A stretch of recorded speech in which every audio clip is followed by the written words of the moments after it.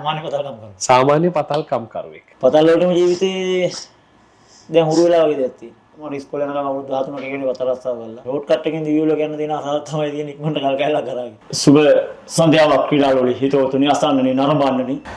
මිනිස්සුන්ට කාලයක් යනකොට තමන්ව අත්හැරෙනවා. හැබැයි තමන්ට තමන්ව අත් නොහැරෙන විදිහට ජීවිතේ හයියෙන් අල්ලගෙන යන්න පුළුවන් නම් ඔහු තමයි ජයග්‍රාහකයා වන්නේ. මේ තවත් එක්තරා පුරාවෘත්තියක්. මම මේ පුරාවෘත්තියක් කියපුවාම ඔබට හිතෙන්නේ නැති මොකක් ගැනද මම කතා කරන්න යන්නේ කියලා. ඔව්. ඇත්තටම ඔහු පුරාවෘත්තියක් කරනවා. කවදා හරි දවසක ලංකාවේ මේ මං අද කතා කරන චරිතය ලෝකෙම කතා බහට රක් කරන චරිතයක් වෙනවා. ඉෂාන් උදයංග. අයබෝවන්. අයබෝවන්. ඉෂාන් අඳුරන්න ඕනේ කොහොමද? මම කැමති සාමාන්‍ය පතල්කම් කරුවෙක් විදිහට හඳුන්වනවා. සාමාන්‍ය පතල්කම් කරුවෙක්. ඉෂාන් අපොස උසස් පෙළ විභාගයට පෙනී හිටිනවා. ඔව් 2019 අවුරුද්දේ කලා විෂය ධාරාවෙන් පෙනී සිටින්නේ. රිසල්ට් එක මොකක්ද? ඒකයි B එකයි C එකයි. ඒකයි B එකයි C එකයි. අද පතල්කම් කරුවෙක් පතල් හිමියෙක් නෙවෙයි. නෑ පතල්කම් කරුවා. සාමාන්‍ය පතල්කම් කරුවා. සාමාන්‍ය පතල්කම් කරුවෙක්. හැබැයි ඉෂාන්ගේ ඇතුළේ ඉන්න මිනිස්සයා කවුද? ඇතුළේ ඉන්න මිනිස්සයා කිව්වොත් නිර්මාණශීලී නිවේදකෙක් වගේ දෙයක් තමයි මට හිතෙන්නේ. නිර්මාණශීලී නිවේදකයා ඇයිනේ ඇතුළේ හංගගෙන ඉන්නේ? ඒක අනේ මන්ද කියන්න දෙන්නේ නැති දෙයක්. පතල් වලටම ජීවිතේ දැන් හුරු වෙලා වගේ දෙයක් තියෙනවා. ඇයි ඉෂාන් මේ පතල් රස්සාව තෝරගන්න හේතු වෙන්නේ? පතල් රස්සාව තෝරගන්න ප්‍රධානම හේතුව රත්නපුරේ ඉපදිච්ච එක මම හිතන්නේ. රත්නපුරේ ඉපදෙන හැමෝම පතල්කම් කරුවෝ වෙන්න ඕනේ කියලා නියමයක් තියනවාද? එහෙම නියමයක් නැහැ. හැබැයි අර ජීවිතේ මගේ ගොඩනැගිච්ච තැනුත් එක්ක මම ජීවත් වෙච්ච පරිසරයත් එක්ක මගේ තාත්තා දැන් අවුරුදු 13ක් තිස්සේ මම ඉස්කෝලේ යනකම් අවුරුදු 13ක ඉගෙන පතල් රස්සාව කළා. අර ඒ ඔළුවට වෙච්ච සංකල්පත් එක්ක මම හිතන්නේ මම පතල් රස්සාව යොමු වෙන්නේ නැති. අනික මානසික නිදහසක් හිතන්නේ. නමුත් ඉෂාන් උසස් පෙළ විභාගයේ එකක් එකක් තියෙනවා 100ක් තියෙනවා. නිකන්වත් හිතේ නැද වෙන තැනකට යන්න ඕනේ කියලා. හිතලා තියෙනවා උදාලා ඒ සෑහෙන විතර මම try කරලා තියෙනවා. තාමත් try කරලා තැරලා නැහැ. අර යන්න ඕන පාත් එක දන්නේ නැහැ. යන්න ඕනි පාත් එක. හැබැයි මෙහෙම ඔයා මට කියා දීලා තියෙනවා. ඒකත් කියන්න එපා. ඔයා සෑහෙන මට පෙන්වන්න දෙන්න මල්ලි මේ පාත් එකේ බලයන් කියලා. අර ෂෝට් කට් එකෙන් දිවිවල ගන්න තියෙන අසහත් තමයි තියෙන ඉක්මනට කල් කැලලා කරාගේ. ඉෂාන් මට හම්බෙන්නේ මේට අවුරුදු ගානකට කලින් කොත්මලේ එහෙම නැත්නම් ශ්‍රී ලංකා ගුවන්විදුලි සංස්ථාවේ කොත්මලේ ඇකඩමියේ මම වගේම පුහුණු නිවේදකෙක් විදිහට ඇකඩමියට ආපු කෙනෙක් විදිහට මම ඉෂාන් කියන චරිතය එහෙම නැත්නම් මම ඉෂාන්ව හඳුන්වන්නේ පතලේ කියලා.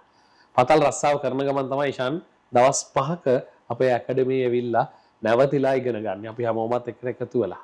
හැබැයි මේ ඉෂාන්ගේ ඇතුළේ තිබ්බ චරිතය මම හොයා ගන්නවා. මං කැමති ඒ චරිතය අහන්න. මේ මම හිතන්නේ දෙවෙනි පාර මාත් එක්ක මේව සාකච්ඡාවක් තියෙන උදේරයි රත්නපුරේට ආවා.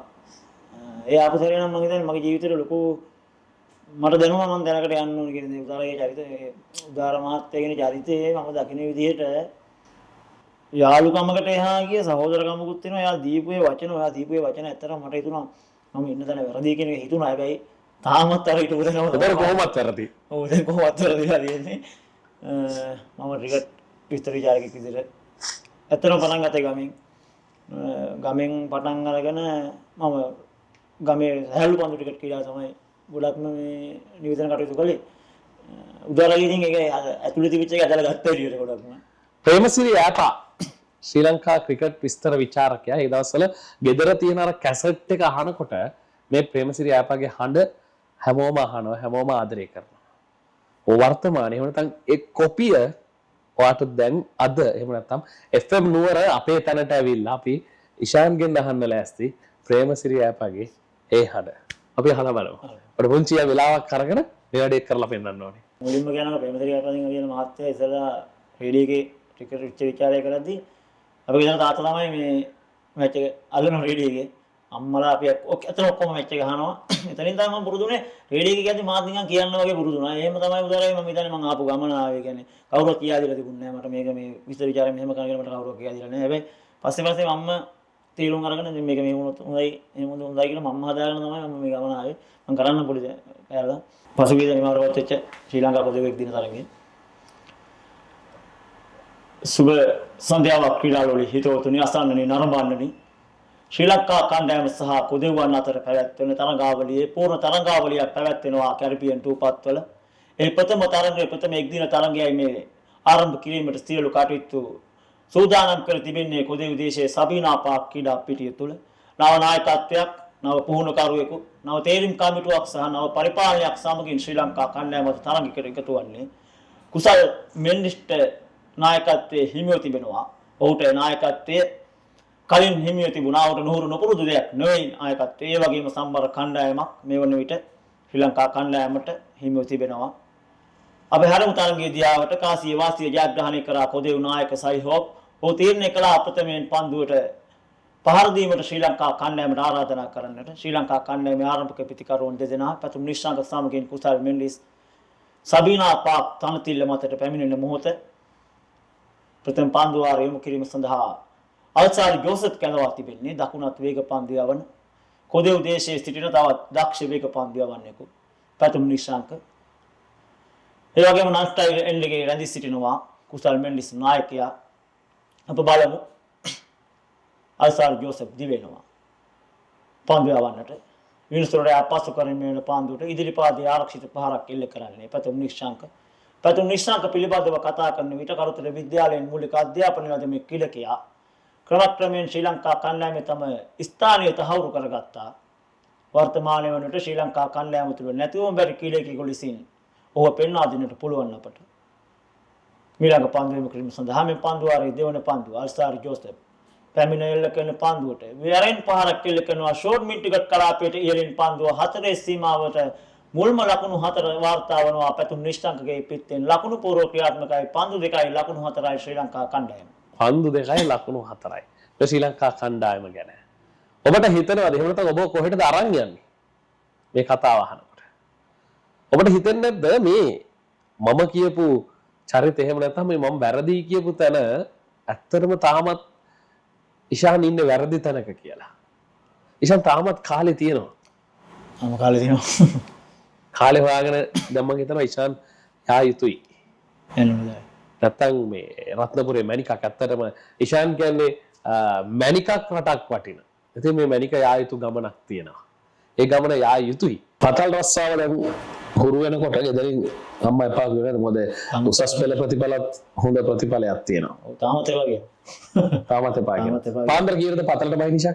පාන්දර කියන්නේ උදේ 8-9 විතර සාමාන්‍යයෙන් බහිනවා දාලා. බෑලා ඉතින් සාමාන්‍ය පතල් වල නම් හවස 5:00 වෙද්දී කියන්නේ මෙහෙමයි ඉතින් අර පතලේ ස්වභාවය අනුව තමයි හවස 5:00 වෙද්දී ගොඩක් පතල් වල වැඩ ඉවරයි. ඒත් අපි වැඩ කරලා තියෙන එළි වෙනවා කියන්නේ අද උදේ ගියාම හෙට උදේත් වැඩ කරලා හෙට දවල් වෙනකම් වැඩ කරලා අපි තියෙන එක එක දිගට වලේ ඉඳලා වැඩ කරලා තියෙනවා.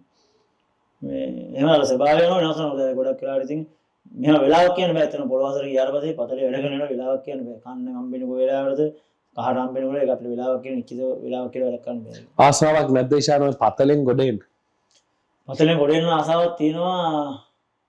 මොකද ඉෂාන්ගේ ඇතුලේ ඉන්න මිනිස්සයා එළියට ගන්න උවමනාවක් නැද්ද? ආසාවක් තියෙනවා. පතලෙන්ම දෙයක් හදාගෙන ඉන්න ආසාව තමයි තියෙන්නේ. කියන්නේ ගල් කැලක් හොඳ ගල් කැලක් කරලා තමයි සල්ලියක් කරගෙන ගොඩ එනවා කියන මානසිකත්වය තමයි තියෙන්නේ දැන් ඇදිලා. ඒකයි ඇදිලා තියෙන්නේ දැන්.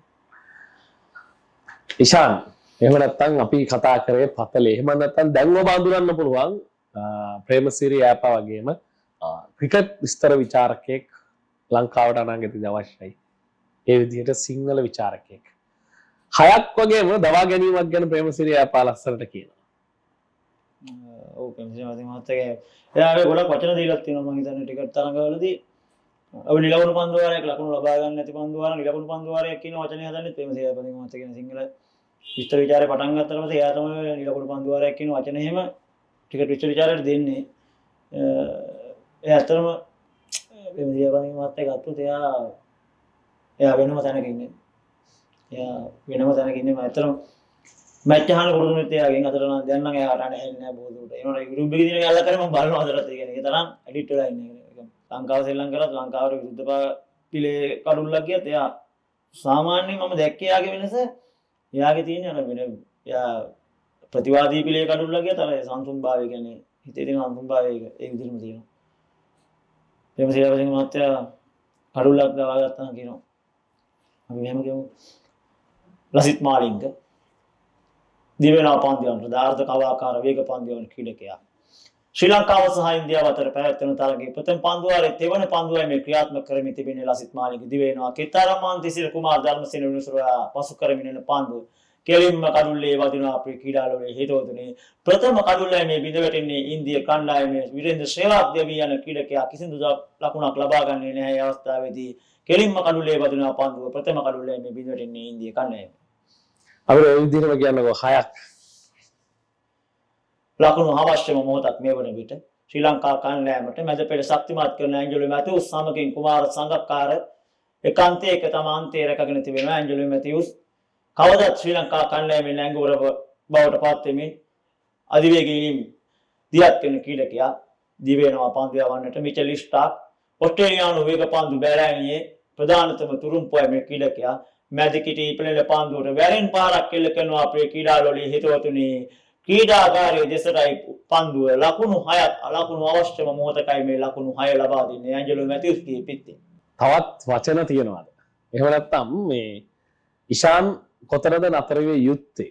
ඒක මේ වැඩසටහන බලන එහෙම නැත්නම් FM නුවර අපිව බලන ඔයා තීරණය කරන්න. ඔයා තීරණය කරලා ඔයාට හැකියාවක් තියෙනවා මේ තීරණය කොතරම් දුරට එහෙම නැත්නම් ඉෂාන් අද නතර වෙලා ඉන්න තැනින් තව ඉෂාන් කොච්චරම් දුරට අරයි යන්න පුළුවන්ද කියලා තීරණය කරන්න ඔයාට හැකියාව තියෙනවා. ඉතින් ඒ සියල්ල එක්ක අපි FM නුවර මේ විදිහට ඉෂාන්ට සුබ ප්‍රාර්ථනා කරනවා. අපි බලාපොරොත්තු වෙනවා ඉෂාන් ඉක්මනටම මැනිකක් හම්බෙලා ඒ මැනිකෙන් ඉෂාන්ගේ දෙයක් පටන්ගෙන ඉෂාන්ගේ ඇතුලේ ඉන්න ඉෂාන් ආදරය කරන නිවේදකයා බොහොම ඉක්මනට රටට අහන්න දකින්න ලැබෙන්නේ කියලා FM නුවර අපි ප්‍රාර්ථනා කරනවා. ඉතින් බොහොම ස්තුතියි අපේ තැනට ආවට අපේ තැනට ඇවිල්ලා ගියාට. ඉතින් ඒ දේත් එක්ක අපි ඔබට ආරාධනා කරනවා තිරේ දිස්සනවා FM නුවර අපේ දුරකථන අංක කීපයක්. ඉතින් ඔයාට හැකියාව තියෙනවා මේ දුරකථන අංක ඔස්සේ අපිට කතා කරන්න. අපි සූදානම් ඔයා ගැන රටටම කියන්න. එහෙනම් සුබ දවසක් ප්‍රාර්ථනා කරනවා. ආයෙත් දවසක හමු වෙමු.